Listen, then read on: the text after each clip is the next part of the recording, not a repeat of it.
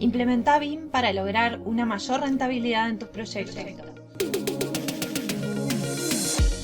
Soy María José de Tesanos, CEO de MDT Arquitectura, y te doy la bienvenida al podcast de BIM Online. Estoy aquí para compartir contigo mis conocimientos y experiencia trabajando en proyectos con BIM para que puedas tomar acción y avanzar en el proceso de implementar BIM, que traerá más eficiencia y productividad a tus proyectos.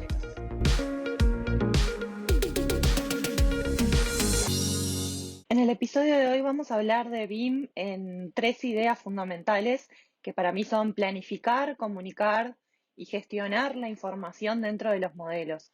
Hablábamos que BIM es una metodología de trabajo. Me escuchabas en los episodios anteriores decir que BIM es una metodología de trabajo que gestiona la información de los proyectos durante todo el ciclo de vida del edificio. Y gestionar entonces la información dentro de nuestros modelos es el primer punto, ¿no? Cómo la ingreso esa información a mi modelo, cómo la analizo y cómo la transmito dentro de mi equipo de trabajo, por ejemplo, para poder evaluar y extraer la información que yo voy a necesitar. Si ingreso la información respecto al modelado, por ejemplo, en referencia a los muros, como yo ingreso esa información, me va a determinar si yo puedo después extraer los cómputos de materiales que necesito de forma correcta, o el programa, el software que esté utilizando, me va a arrojar la información de cualquier manera, ¿no? Si en definitiva esos cómputos están correctos o no, ¿no? Por ejemplo, pensando en cuando ingreso la información de esos muros, ¿no? Yo le estoy ingresando no solamente la representación geométrica, sino el material de ese muro, las dimensiones que tiene, en qué fase se construye. Entonces, dependiendo de toda esa información que yo le ingrese después, la información que yo voy a poder extraer, ¿no? Si yo a esos muros los ingreso como una nomenclatura determinada, ¿no? Por ejemplo, como M1, no solo que después voy a poder etiquetar de forma muy rápida en la documentación, sino que cuando yo vaya a extraer los cómputos de esos materiales voy a buscarlos como M1, ¿no? Ahora, si yo no le determiné esa información a los muros, cuando vaya a extraer esa planilla de cómputos, me va a arrojar información desordenada y no sé si la voy a poder saber analizar o no, ¿no? Entonces, en ese sentido es muy importante cómo yo gestione la información dentro de mis modelos. Lo mismo cómo la puedo gestionar también para con los demás actores involucrados, pensando en que yo, arquitecto, le transfiero este modelo, por ejemplo, a una empresa constructora.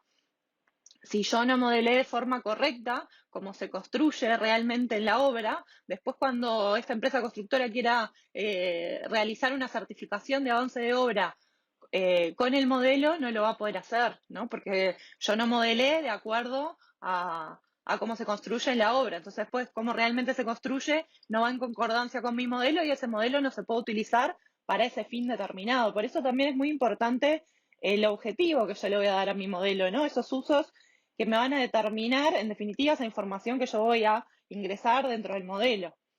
Comunicar es el segundo punto, esta segunda idea importante de BIM, ¿no? No solo dentro de mi equipo de trabajo, como mencionamos anteriormente, sino dejarlo todo documentado para que quien sea que esté modelando pueda modelar de la misma forma y no como cada modelador establezca o determine su criterio, ¿no? Yo voy a ingresar una determinada metodología para poder modelar, y eso tiene que ser cumplido por todo el equipo. Y la forma más sencilla de hacer eso es dejarlo documentado y que después cada modelador siga un paso a paso de esa metodología.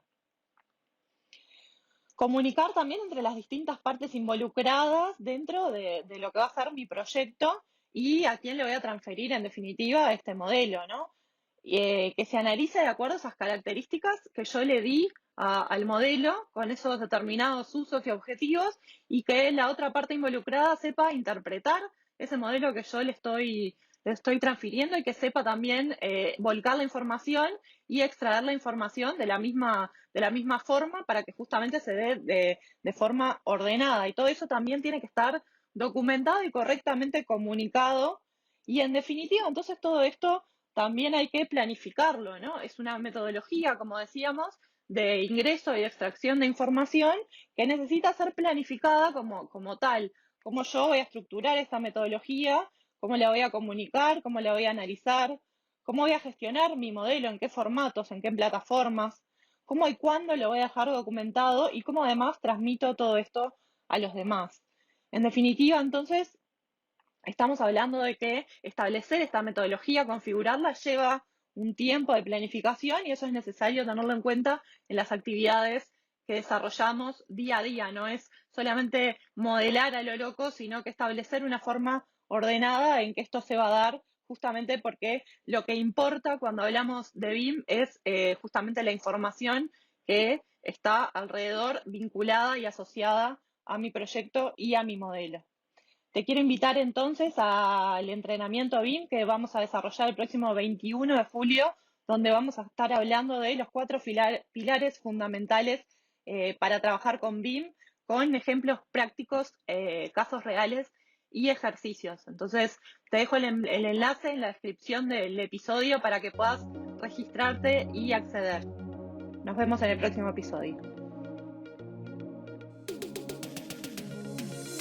Y hasta aquí el episodio de hoy. No te olvides de suscribirte para recibir más contenido de BIM. Te espero en el próximo episodio con más proyectos, más experiencias compartidas y mucho más BIM Online.